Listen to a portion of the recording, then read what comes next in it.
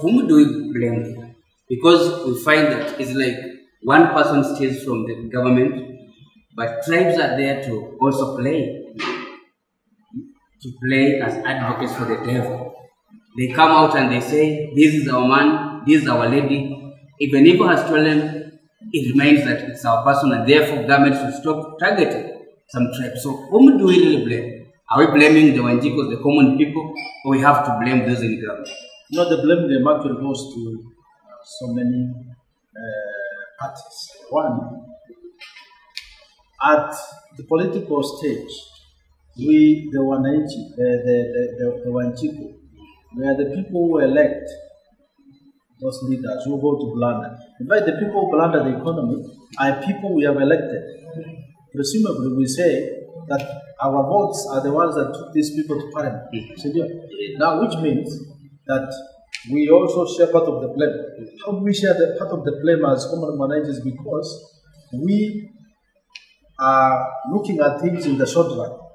Short run here, I mean, you elect a leader because he bribed you to vote for him. And you know that people come with a lot of money a day prior to the elections. And the people who actually win. In other words, if those leaders don't come and serve you at the right time to ensure that your livelihood is okay, they vote you and they don't care about you. You are also to blame. Now, after these leaders have been elected, let us suppose that they were elected genuinely and they are there at the helm of power. If they don't legislate well, if they don't make proper laws which are supposed to affect the Mwananchi, they will be blamed. And remember, why we blame them is because we cannot separate politics from economics. You cannot. Why? The political power in the party in power is what comes with the laws that manage a country. So if policies that are come out of poor implementation of a manifesto of that party, if the policies are bad, then it means Mwananchi will also suffer. Because the bad politics trickles down to Mwananchi. And that is how Mwananchi is really affected. Because you will be spending, because they earn, you spend on them, they make bad laws. Those bad laws, they affect you negatively. Yeah. Good. Now, Prof, with all this annihilation to our economy, or the way we are seeing our economy being decimated, what are we therefore going to deduce from all this? Are we going to see many graduate from universities and they don't get jobs? Are we going to see many looking for employment but they cannot get it? Are we going to switch a scenario whereby even our social amenities might not be able to upgrade the levels that we want or the levels that we think? Or what are we really glaring at? Yeah, with the blundered economy, through grand corruption, through bad management of the same economy by those people in power, we are likely to have the following.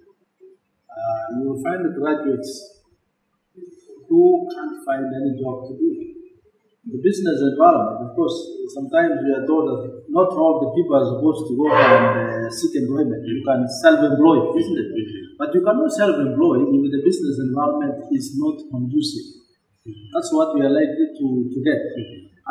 Now, if we borrow, as we said earlier, we borrow, or rather the government borrows, it borrows,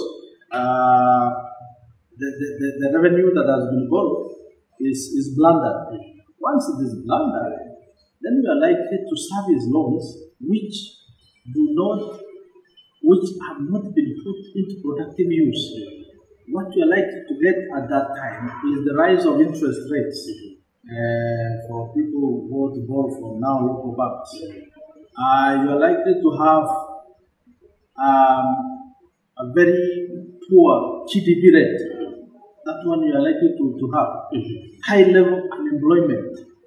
because we are not able to sustain graduates, but who have just completed their studies. Now, if we have good policies, for example, like what Libya had sometimes back during Muammar Gaddafi's time, that any graduate, so Kenya, members of parliament mentioned about it not long ago, that if you are a graduate, you are supposed to be paid a certain stipend every month. But if we don't have such kind of policy, who is going to do that? Who is going to help you to do that? But the only thing that is working partially in Kenya, which is okay to me, is paying all the people who have attained the age of 65 and above. That's good to sustain them, but it must be very strong. So that all the poor people, all the people in the republic are catered for.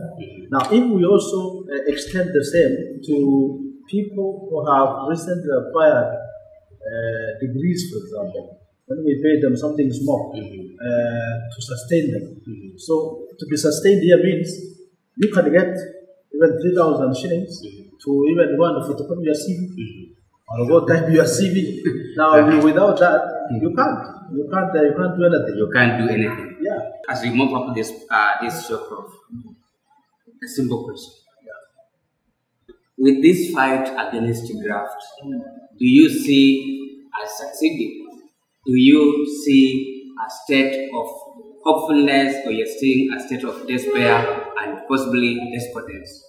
Now, the fight against corruption in Kenya, for the first time we are trying, though there is also fight against those who are fighting corruption. The fight against corruption, it's a very interesting scenario in Kenya at the moment. The same government which is fighting corruption, a section of that government is fighting those ones who are fighting corruption.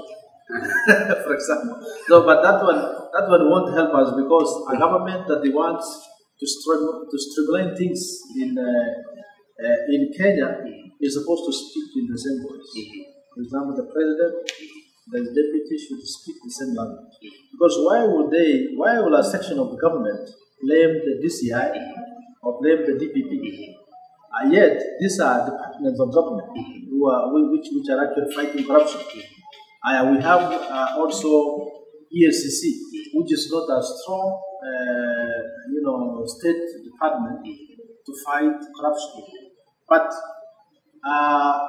the war on corruption will be fought to the end if we find the big fish rotting in the committee. But without that, we can't win this war. And again, one thing that is affecting us, where we cannot achieve much as far as fighting corruption is concerned, the 2010 Constitution was done in a way that it gives freedom to every Kenyan to seek for justice, whether you are a thief or what. In fact, even if you are caught red-handed and then you say no, so the law is there to protect you. It protects you. It protects you. But if we had a law, especially during the time we had one dictatorship, we could see, and if that situation is handled properly, we could see people in the committee. And right now, getting people in the committee is not very easy. It's not very easy. The people are involved in economic crimes. It's not very easy. It's not very easy. Professor Nyamach is hopeful that if graft is fought, then that means that still, even if we have a debt of 7.7 trillion, it can still work for us, so long as this debt is able to be serviced.